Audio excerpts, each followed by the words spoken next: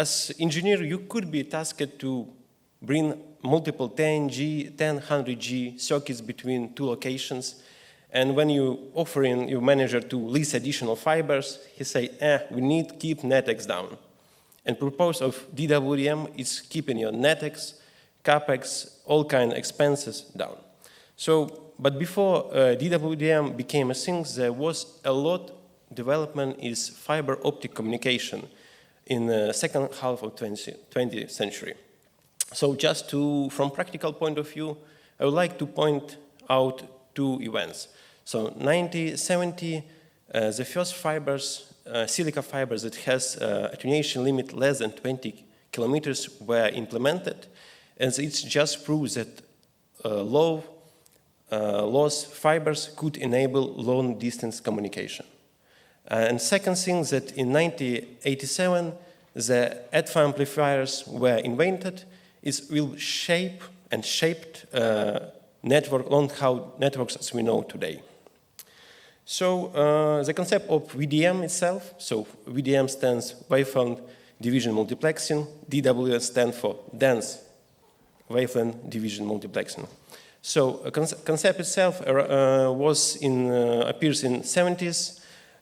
So as mentioned before, it's simply mechanism technology that allows us to combine different optical signals that has different wavelengths or colors of light into single fiber, just for further transmission over the system. So in the mid-90s, SDH/SONET was a way to go with long-haul networking, optical, and it's offering 2.5 gigabits per second speed. So, but there was issue. SDH allow you to send only one signal over the fiber pair, and each 100+ kilometers you will need very expensive digital regeneration. So in 1996, there was a breakthrough from Siena. They introduced the first commercial successful DWDM system that will have 16 channels of 2.5 gigabits. So in total, we'll have 40 gigabits. As you can see from this slide, it's a bit silly, but just to give you an impression how you can build 40 gigabits back in the days. So in the first example, you will use just pure SDH systems that require at least 16 pairs of fibers, a lot of color space along the road, and DWDM system that require much less space, only one single pair of fibers. So, as again, infrastructure cost, NetEx cost, operation cost, CapEx cost is all that we want to get as low as possible to enable transmission of a lot of bandwidth, because growing of internet today is just proving that it's only way to go. So, and let's take a look at just generic diagram of DWDM system. It has a few main components. First of all is transponder. It's responsible for accepting customer client signals and change it, modulate, channelize it to the wavelength, color of light for further transmission. So we have multiplexers that we combine wavelengths signals from all transponders and send further to the fiber.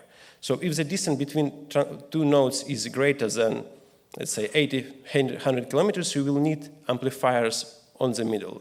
And the amplifiers will simply amplify optical signal. And the far end, you have the multiplexer that do the same as multiplexer, but other way around, and transponders that will give back the client signals.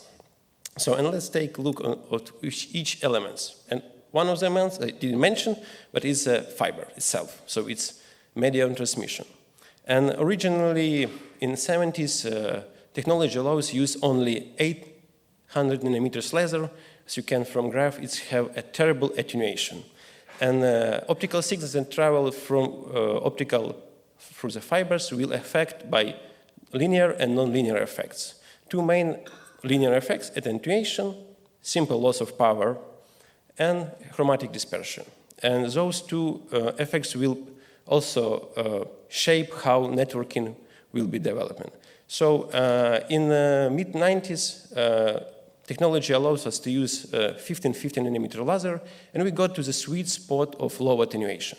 And in this case, for DWDM transmission, band 1530, 1565 nanometer was chosen. It's called C-band, and it's good not only because it has lowest attenuation, but also because first original alpha amplifiers will cover this band to counter attenuation effect.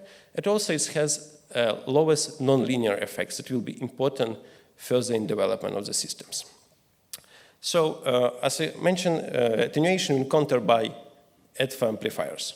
But how we can counter chromatic dispersion? And what is chromatic dispersion? Chromatic dispersion is simply cause the signal to spread along the traveling through the fiber. So as longer frequency will be travel faster than shorter, and in this case your signal spreading, and if you send several channels, they several signals, different wavelengths, in some points they spread so wide that they overlap each other. In the receiver end, you're just not able to detect the signal. So there was on the dates, originally there was a few ways how we can solve it. So luckily the manufacturer allows to build fibers with dispersion coefficient that we desire. So, and the easiest solution was just to build fibers with negative dispersion around 50 nanometers area, put them on spools and call dispersion compensation modules. Then on your system, you just install them along the road to make sure that your total dispersion will be around 0, or at least you will try to do so. Other option was to build fibers cables that will have 0 dispersion. At least at the beginning it was a great idea that you don't need DCMs that will bring your RTT higher 10–20%. So, but apparently 0 dispersion as bad, even worse than big dispersion, because due to 0 dispersion we have really strong nonlinear effects that will be affected DWDM transmission. It just doesn't work. So Lepta G655 non-zero dispersion shifted fibers were introduced. They still have some level of dispersion that help to manage nonlinear effects. And on later stage, layer fibers were introduced that was widely popular and they built across the globe. And it was perfect for 10G modulation. But later, when the technology goes beyond 10G to 100G and more, the remaining nonlinear effects that has those fibers will be affecting the coherent systems. So as I mentioned before, we have erbium doped fiber application to counter the attenuation. Basically, amplifier has dope fibers that doped with erbium, and when a signal pass the amplification point, ions of erbium will amplify by signal. So it's really nice invention, but there's one downside of this, that when the ions could spontaneously emit protons in all directions, and it will bring additional noise to the system. So it's for DWDM system, it's very important to have big, great OCNR number, so signal to noise ratio. So, and the problem not that amplifier will add noise, they will be also amplify noise. So each step when you have amplification, you will bring more noise to the system. And in some point, you will receive the signals that you will not able to detect as well due to higher noise rate. So, and in 1999, Raman application was introduced to the market. So in this case, we have laser pumps that will pump fibers directly. So, and it don't bring any noise to the system. It's help us to reduce the noise level in DWDM system as well to extend the reach. So in some cases, when we need to pass really long distances, normally DWDM engine don't like to build long spans because there's longer spans that more gain you should have on your EDFI amplifiers, the more noise you will bring to the system. But in case of short subsea segments. There no other way around just to use combination of Raman and for amplification. So here is a segment between Netherlands and the UK, distance 250 kilometers, and it's doable with Raman, combining Raman and EDFA amplification. So now let's take a view on multiplexing and multiplexing.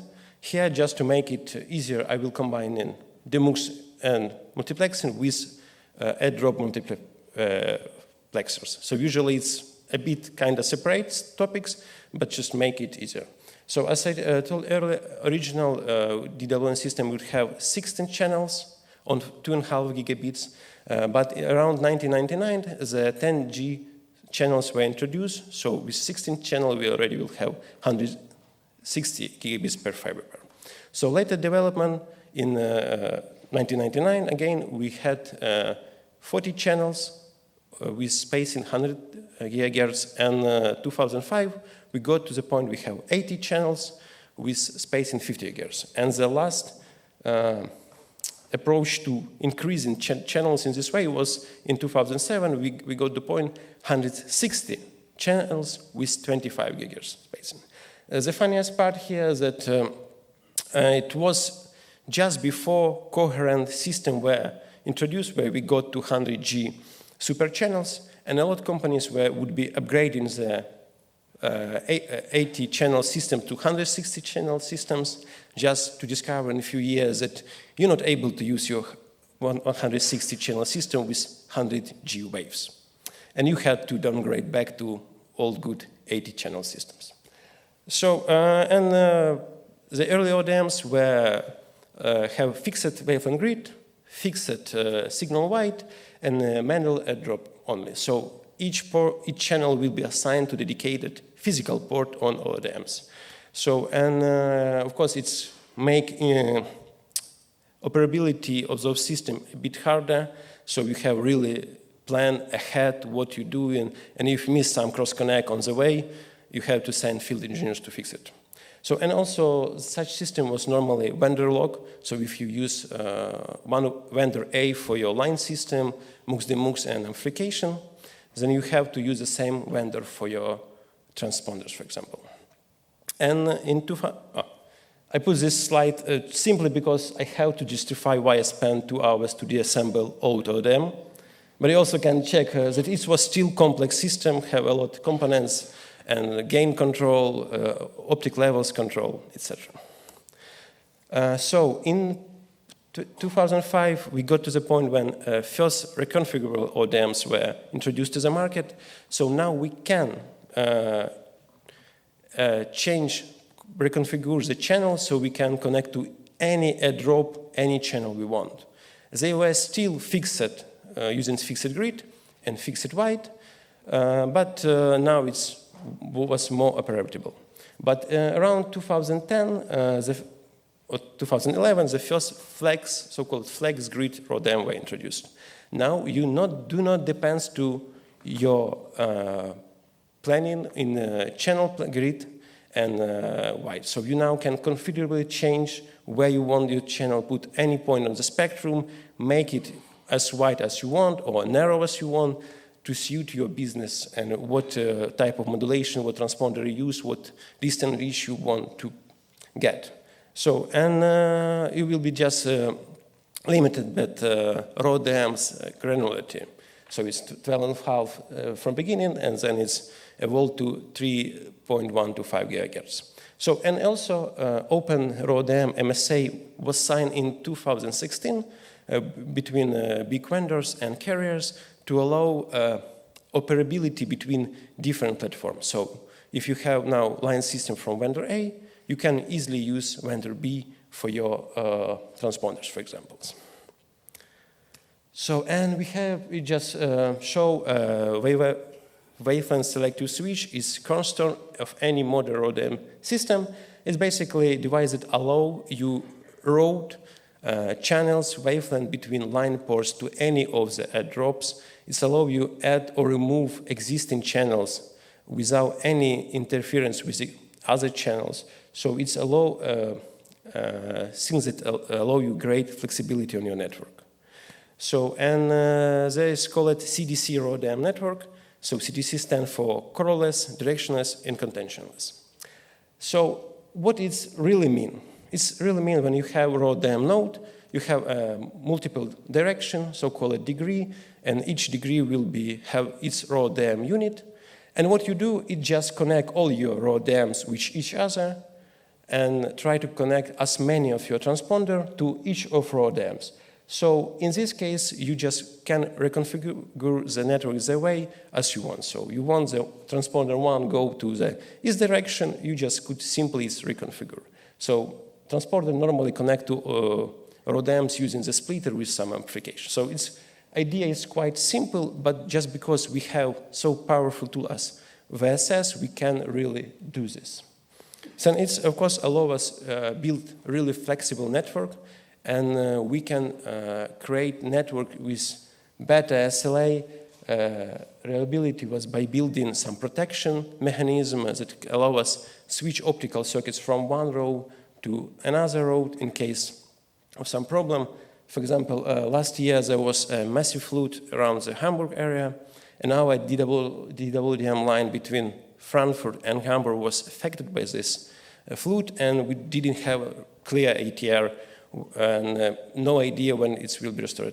But what we did, we just simply reconfigure all our circuits, move to another lines, and calmly wait for restoration. Last piece that I want to mention about line system. So originally we were stuck in the 4 terahertz C-band, but when technology improves, amplification technology and MUX-DeMUX technology, we are able to go to so-called extended C-band when we have 4.8 terahertz. But further time, market decides that it's not enough, and we need to additional band for DWDM. And it was a point, so-called L-band. It's additional 4 and 8 terahertz. So in total, we will have 9 and 6 terahertz. So it's just really great, but there's one catch. It's not because I make mistake on the slide, but that you will need 2 times of RODM, 2 times of amplifiers, 2 times of transponder. So for C-band, you have your separate equipment. For L-band, you have another separate equipment. So, and it's just double all your capex, it make system more complex and less, I think, usable in operation way. So in our company, we decide for now it's better to stack with extended C-band and try and invest those money from capex to building new roads to get better silent network. So an important part of any DWDM system is optical transport network. So before the first day of DWDM, it will always be paired with SDH SONET multiplexers to get, first of all, we need somehow wrap the customer signals to the DWDM network, and also to allow some monitoring, management, and etc. So in 2001, ITU-T have introduced OTN standards to make sure that all vendors will at least try to follow it to make networks interoperability. So OTN, it allows us, first of all, transparently transport almost any kind of customer signal payload. So we can transfer Ethernet, SDH, SONET, and other. So it also incorporates very powerful tools that called forward error correction, FEC. So it's not only allow you to detect the errors, but also fix error on the receiver end, and that will extend reach and performance of the system. So only thing that you need to pay is around 20% of rate data will be spent on the FEC. So also OTN allow you multiplexing lower level signals to higher order. So you can do from ODU 0 go directly to ODU 4, or from ODU 2 go to ODU 4 directly as well. So it's make network really flexible when you can use less carrier, less wavelength to combine different type of traffic on your network. Also, effectually, normally you will build second network on top of your DWDM network. Its topology could be different of your DWDM network to suit your business approach, for example. And also, as you have, this will be pre-built digital capacity, service provisioning, service rerouting, different kind of protection mechanisms, much simpler to organize here than on lower DWDM level. So here I would like to just show you that there are two approaches on building OTN network. That one more classic in centralized OTN. It's normally it's very big chassis, OTN chassis, half rack or full rack. That you have OTN switch fabric and a lot space for your line cards or trip cards. That way you really also flexible can create digital cross connects, digital circuits, different type of adaptation, very flexible things. One downside of this, it requires a lot space, a lot of power. So this is why we now see that vendors try to shift market to the so-called OTN on blade, when OTN will be only on transponder size. So there will be, of course, much less features, less match granularity, but it's cheaper and more scalable in the longer run, because now we see that for 400G, for example, it's no really OTN fabric. So, and the last key piece is transponder. So what does transponder do? First of all, it should accept client signal, convert it from optical to digital form, apply OTN mapping and FAC, and also channelize the second service with some kind of modulation for further transmission in the network. So for original 2.5 and 10 gigabit channels, we will use amplitude modulation, or as you can know it, on-off keying. So it's very simple. When you have 1, you send light. When you have 0, you don't send light. So it's very simple, easy, and cheap to build, but there one catch, because you will need 2.5 times your spectrum in gigahertz than bitrate. So if you have 10G, it will require 25 gigahertz spectrum. But if you want to do 100G, you will need 250 gigahertz. It is quite a lot. And likely we can detect not only a change in amplitude, but also phase. So phase shift keying modulation was introduced in 2009, I think, to the market. So the easiest example is BPSK. So we can use 2 shift of phase and again send 0 or 1. So effectively we have the same symbol, bit per symbol, that amplitude modulation. But if we can detect phase shifting more precisely, we can use QPSK. 4 bit, we have 2 bits per symbol, so we're doubling our capacity. Using phase shifting and higher order modulation became possible in 2010 when so-called coherent technology became available on market. So it's use coherent receiver when we have oscillated signal on the receiver end that help us really detect the changes in the signals that we are receiving. And also the digital signal processing and very fast analog to digit converter. So also coherent technology allows us to use polarization modulation. So fiber itself allows to send 2 orthogonal waves. So, and with using polarization modulation, we can split our signal to 2 polarization and send effectively not 2 bits, but 4 bits for QPSK. So in this way, we doubling our capacity. So, and to get more capacity, we need higher order modulation.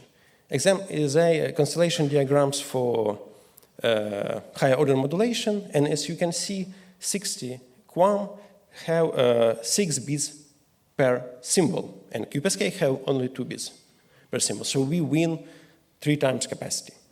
But there is just great, but there one catch. Because we have so many constellation points, the signal now more affected for noise and non-linear effects. So phase modulation, for mix modulation, and etc.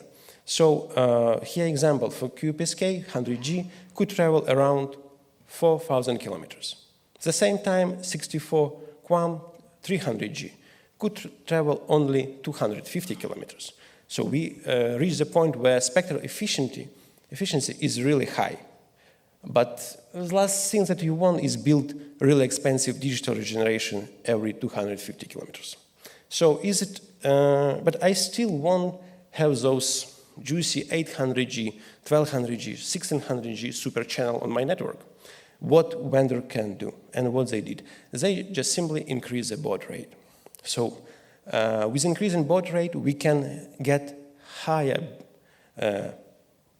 bandwidth, but we don't get to the higher spectral efficiency on our network. So here, example, you can send 200G and 400G using the same modulation technique with different baud rate.